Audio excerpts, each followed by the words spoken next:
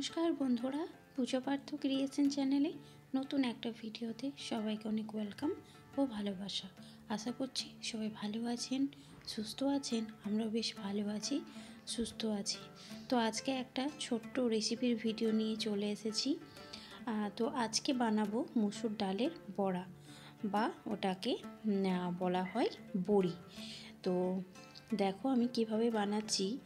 ঘরে যে যে উপকরণগুলো আছে সেগুলো দিয়ে বানাচ্ছি।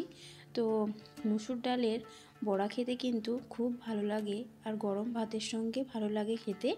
আর মুসুর ডালের বড়া করে আমরা টক বানাতে পারি, বা আমরা সবজিও বানাতে পারি, বা সর্ষেও বানাতে পারি। তো আজকে কোনো কিছুই দেখো বানাইনি, শুধু আজকে বড়া বানিয়েছি। তো এটাই তোমাদের কাছে একটু শেয়ার করলাম। তো মুসুর ডালটাকে আমি কিছুক্ষণ ভিজিয়ে রেখেছিলাম। তারপর দেখো এটাকে আমি পেস্ট করে নিয়েছি।